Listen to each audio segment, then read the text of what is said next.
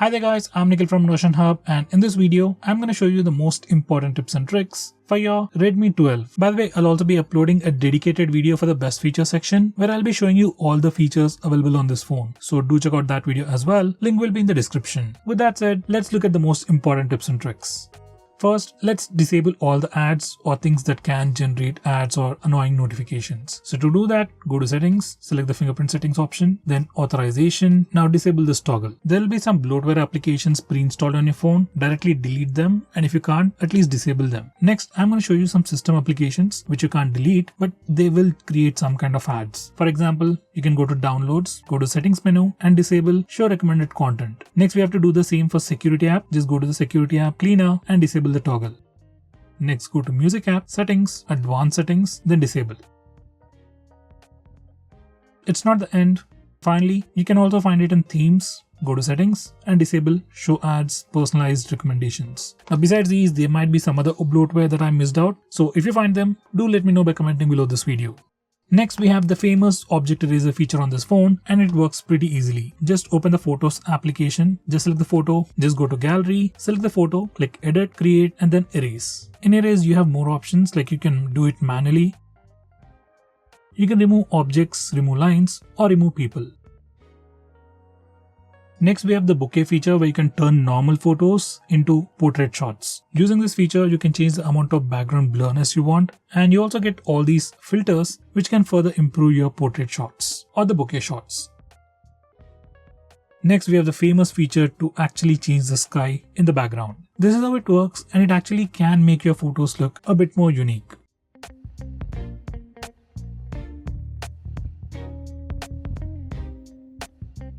Next, we have Ultra Battery Saver, which is another unique feature available only on this phone. Let's say you have just about 5% of battery and you want your phone to stay alive for 2 to 3 hours. Then you just enable this Ultra Battery Saver. It'll kill all the applications running in the background, restrict your phone's usage, and give you basic features like calls, SMS, and keep your phone alive for the next 2 to 3 hours. This is an amazing feature that you should definitely use.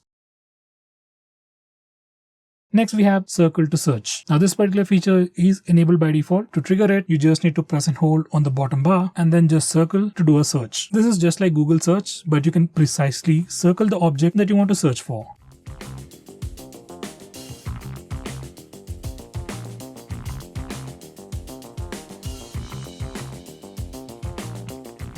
Next, I'm going to show you navigation gestures. Now you can enable from these settings, and once you enable it,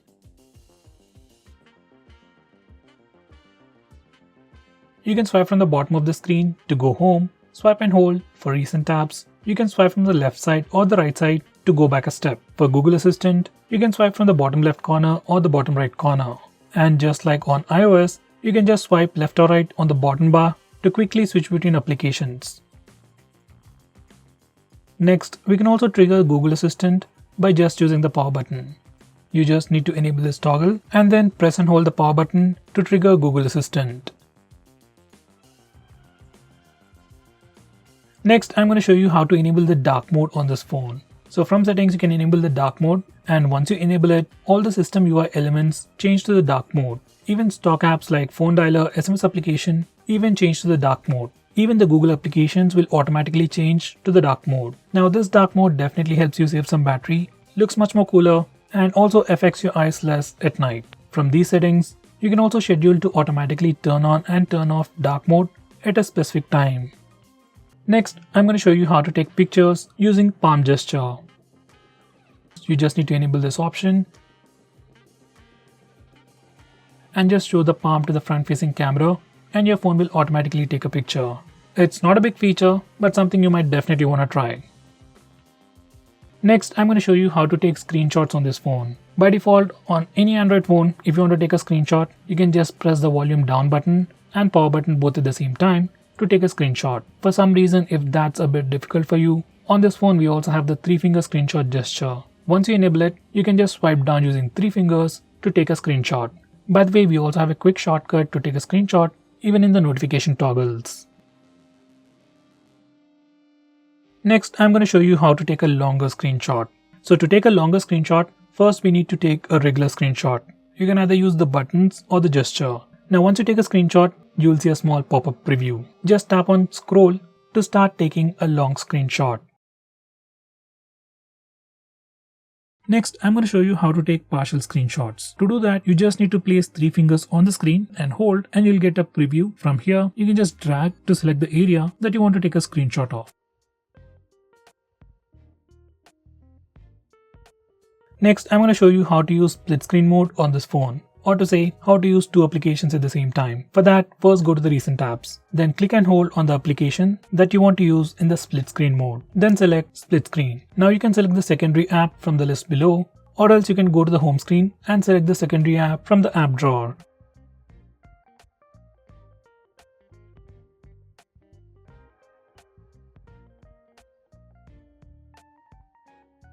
Next, if you want to change the display sleep time or the display screen on time, you can do that from these settings. Normally you can find it in the display options on other phones, but it's a bit tricky on this phone.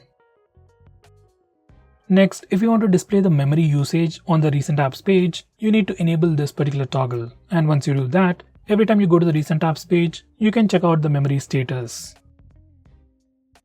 Next, if you want to display the battery percentage on the status bar, this is what you need to do. Go to these settings and you can choose between any of these options. I would select percentage outside the icon. Similarly, if you want to display the network usage of your phone on the status bar, just enable this toggle. Once you're done, your phone will display the real-time network usage information on the status bar. Next, I'm going to show you how to change the default applications for regular profiles like the default browser, SMS, and so on. For that, you need to go to the settings and come to this particular page, and from here, you can change your default browser, default SMS application, default email app, and so on.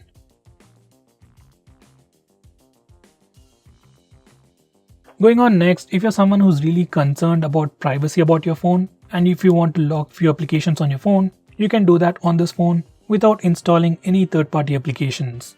You can lock applications just like I've shown you in the preview. By the way, you can also have a different password for these locked applications from your phone's password, which is actually a pretty good thing.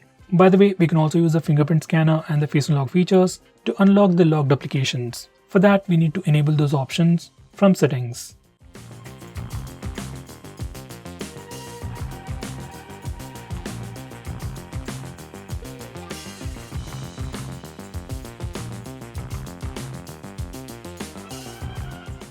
So guys, these are all the most important tips and tricks that you need to know about your phone.